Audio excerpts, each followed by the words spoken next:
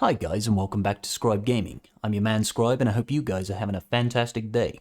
Okay, so today's video is going to be on P1 of the Rancor raid. We're going to be using Ray alongside Rex, 5's C3PO and Hoda. Now in this run I did get 23.5% and I'm going to go over how to mod and how to go about actually executing the strategy. Let's get into it.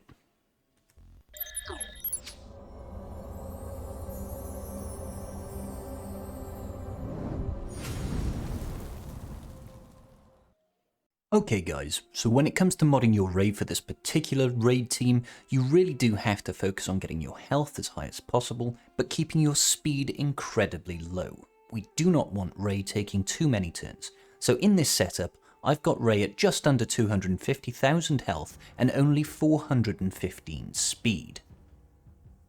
Moving on to the 5.0 first now, we're going to start off with Rex's modding. Now for Rex, you want him to be a fast boy. I've got my Rex here running at 331 speed. His other stats don't particularly matter, we just want to make sure that he's taking as many turns as possible so we can really get off those Rexalates. And for our 5s, we're again looking to have quite a healthy supply of speed. Again, he doesn't need to be that survivable, we're relying on Ray's max health and the lifeblood from her ability to keep him alive. We do want him going fast so he can call lots of assists from 3PO to reduce the cooldown on Rex. So here I am, I'm running him at 282 speed with about 75,000 health. Okay, so for our Hermit Yoda, again, the name of the game is utter speed. We want our Hermit Yoda going incredibly fast. He is there to not only heal up our Rey to make sure she can constantly use lifeblood, but also for the Master's training that we're going to be passing to C3PO to call additional assists and reduce the cooldown on Rex. So I'm running my Hoda here at 342 speed. The rest of his stats, honestly, do not matter that much. If you can get some health on him, go ahead. I've got mine at about 71,000 hit points. Now the last person we are looking to mod here is C3PO. He is a pivotal part of the team and the only reason we're able to stack as much damage as we do. So once again, the aim of the game here is speed. I've got him going at 315 speed, but let's not forget that he gains an additional 20 speed from his unique ability. Other than that, have him with just a little bit of health and protection if you can. My stats here are around 73,000 health and 88,000 protection. Okay then guys, so getting into this raid there's a few things that we need to remember. First and foremost, with Ray, the only move you ever really want to be using is Lifeblood, and we only ever want to give it to our 5s. This will ensure that he stays alive, takes reduced damage, and we do not provide too much TM to the raid boss. For the first turn, you only want to use your basic with both Hoda and with Rex. This is because we need to start applying stacks of translation with C3PO, before we use Rex's form up. For the first couple of turns of 5's call to assist, simply call Hermit Yoda in order to gain additional health on Ray. You can see that we are not using Hermit Yoda's Master's Training because we do not want to apply it until Rex has got 3 stacks of translation. Simply try to avoid attacking the boss for as long as possible. You really want to make sure that he takes as few turns so it gives you enough time to start stacking up the Rexalate damage. So for now we're just going to keep on healing as usual. Trying to use C3PO's basic on the raid boss, provided you don't actually land any stacks of confusion, is actually a good thing. This is because you will not land exposes on the side adds, and if they stay alive longer, that gives you an opportunity to attack someone other than the raid boss.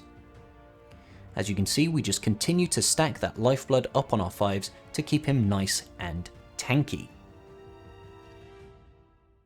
There's our first Rexalate now. Now that we have 3 stacks of translation on Rex, we can actually start applying Master's Training to C3PO. He is the only person we will be applying Master's Training to in this raid. That's so we can use it without worrying about dealing additional damage to the raid boss and giving him bonus turn meter. The aim of the game now is to just keep track of Rex's cooldowns, making sure that you only call to assist on C3PO when Rex's cooldowns when Rex's Rexalator apologies is on cooldown. We want to try and reduce it without wasting. The faster you get your 5s to 3 stacks of translation, the easier this will be, because you'll be able to use his call to assist on C3PO to help lower those cooldowns consecutively.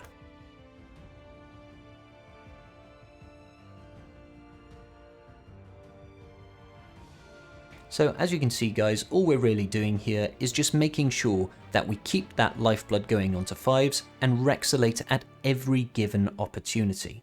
It's vitally important to time the use of your Hoda's heal, the large special heal, so that your raid can keep on using lifeblood without worrying about dealing damage to the raid boss. If you find yourself in a position where you do not have the health to actually use lifeblood, you're going to find yourself in a tricky situation where you are going to deal damage to the raid boss. Now this is further magnified by the fact that Ray's basic actually attacks twice. So in a situation like this, we use Hoda's large heal ability to really top up Ray so she can keep on placing that lifeblood on 5s. Now at this point guys, I am going to speed up the gameplay just so you don't have to sit here and watch it for a good 10-15 minutes, but you'll be able to see that in the end I managed to get 23.5% damage done on the raid boss in P1, which I think is a very respectable score for this team.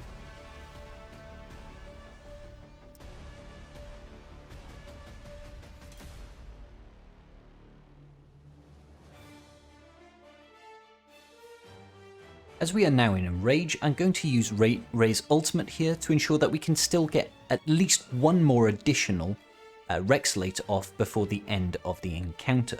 It's very important to time these things to make sure that you do have your ultimate available. Don't waste it early. Make sure you can get some additional turns into Enrage.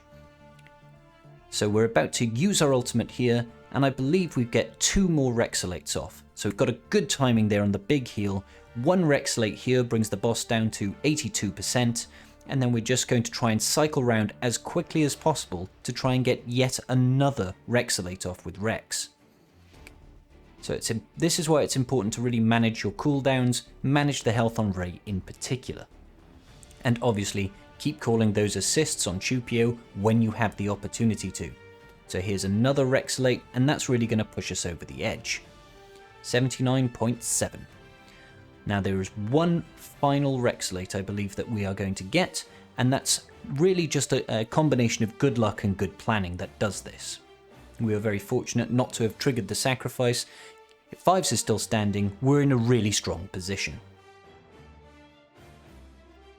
But we managed to cycle round just one more time. We do lose 5s and 3PO. Luckily Ray manages to get one final ultimate off. Now we would have landed this Rexalate regardless, but it's still nice to know that we did have that little bit of bonus there to keep us going.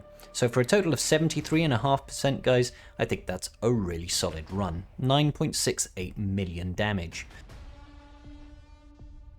Okay guys, so that's my 23.5% run there. I hope you guys found it useful. If you did, please let me know down in the comments below. I want to hear just how much percentage damage you are getting in P1 with your Ray alongside Rex, 5C3PO and Hoda. Now, I think I need to lie down after that. I don't know about you guys. I'll see you all in the next one. Peace out. Giving a quick shout out to my patrons. I appreciate each and every single one of you, and without your support I wouldn't be doing this today. Thanks so much.